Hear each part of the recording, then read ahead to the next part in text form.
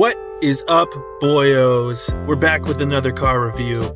Just saw Fast and Furious 9 or Fast 9, whatever it's called at this point. This is the first movie I've seen in theaters in over a year at this point, for obvious reasons.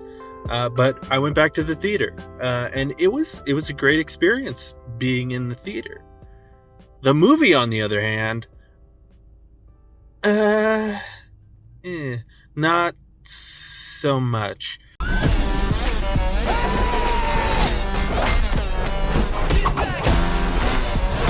Brother against brother. This should be interesting. But could you kill him? Get the e-brake for me, would you, darling? So I'm actually quite a fan of the Fast and Furious movies. I've seen them all.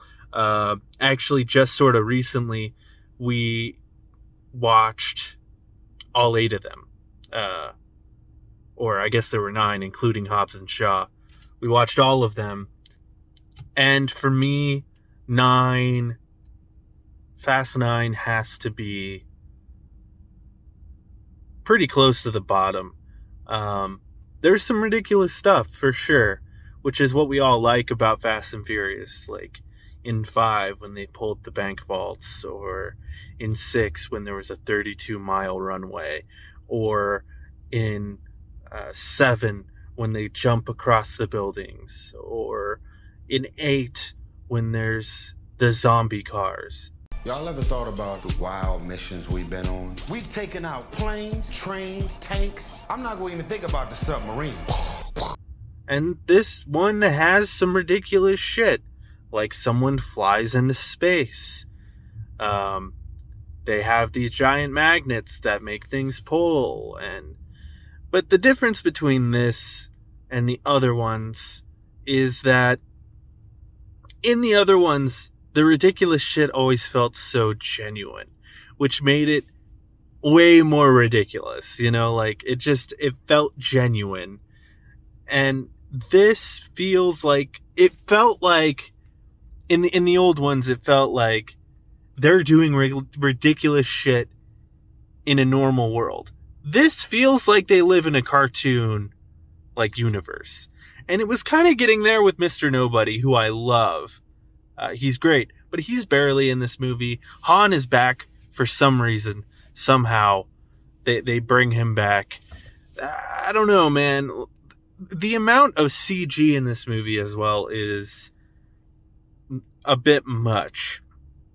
There's so much CG in this movie, which there's always a lot of CG in a Fast and Furious movie. Like, that kind of comes with the territory. But the bank vault, they actually pulled the bank vault for real. And the scene, a lot of the scenes in Tokyo Drift, they did with actual cars. Nothing felt practical in this movie. And that was my biggest problem with Hobbs and Shaw as well. Was Hobbs and Shaw felt like just like a CG clusterfuck, right? This one felt the same. Felt like a CG clusterfuck. The only thing that is rewarding in this one versus Hobbs and Shaw is we get the classic characters back. Dom is back and he's delivering lines worse than ever, which is kind of what I want. But like Tej and what's his name? Tyrese. I can't remember Tyrese's character. Fuck. Tej and Tyrese are back. Ludacris and Tyrese are back, right? But they feel like even more cartoony than ever before.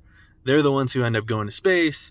There's a whole subplot where Tyrese's character is like, we're superheroes. No one can stop us. And it's kind of like, as an audience member, I don't know, this movie just feels a little too self-aware, and it's kind of ridiculous. But they do bring back the guy from Tokyo Drift, Sean. He was the main protagonist of Tokyo Drift. And, man, that guy looks old. And he's supposed to be like 26 at this point. That man looks like a 40-year-old man. Uh, I hate this shit on him, you know. John Cena. John Cena is also in this movie. He shows up and is Dom Toretto, who is Vin Diesel. He's Dom Toretto's brother, I guess, who we haven't heard of in all 8 previous movies. Never heard of him before. We never knew that Dom had a brother. And for a guy that speaks of family so much, it's kind of surprising that we have never heard of this character. Almost feels like revisionist history. Which is fine, you know, like that's going to happen in movies or whatever, especially when you get into the 9th film. It's just confusing for Dom's character because he's still involved even with his sister Mia, who is also John Cena's sister. And Mia's been in the movies since the first one. So it's kind of, I don't know, it's just a little weird and kind of out of place that John Cena is just like Dom's brother now. And on top of that, they do flashback sequences where they have different actors play John Cena and Vin Diesel, but in the past. And I guess their dad was a like NASCAR driver or something. He ends up dying because John Cena fucked with the engine or something. And like the guys they got to play John Cena and Dom were fine. They did an okay job. It's kind of hard to replicate Dom or John Cena, whose name is Jacob in the movie. It's hard to replicate those guys. So like, you know, obviously, I guess the thing was like they didn't have the budget to like CG them down. So I don't know. They did like the Indiana Jones thing, where they had River Phoenix play young Indiana Jones, I guess. I didn't mind those actors. What I did mind was just that it was happening at all. That was so unnecessary, and I kind of hate it when movies do that. I hate prequels, really, and this felt like a prequel inside of a sequel. Everything that was happening in the movie as well just sort of felt like it was happening just for the sake of happening. And that's kind of always been a fault of these movies. The plot just goes forward and you never really know what's going on. It's just kind of action set piece to next action set piece. And I really tried to like this movie. I was trying so hard to be like, ooh, it's ridiculous like the other. To me, this one just didn't do it for me, dude. Better luck next time.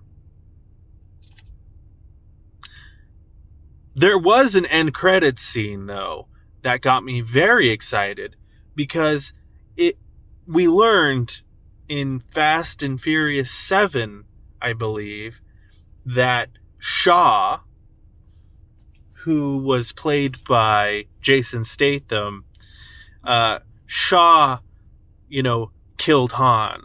But in this movie, we learned Han didn't actually die. So the end credits scene was a scene between Shaw and Han, which makes me...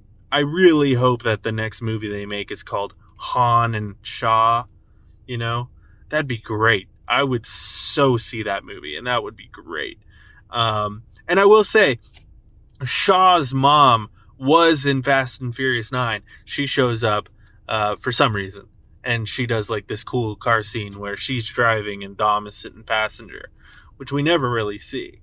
But it was just to show like, yeah, Helen Mirren is a badass. And it was great. I did like that scene. But that's kind of all my thoughts, I guess. But overall, I'd give the movie a solid D. So if you're interested in seeing a solid D movie, and let's be honest, there's not a lot of movies in theaters right now, I would wait until Black Widow. That's my suggestion to you. So wait until Black Widow. I don't know what else to tell you. That's my review. God bless.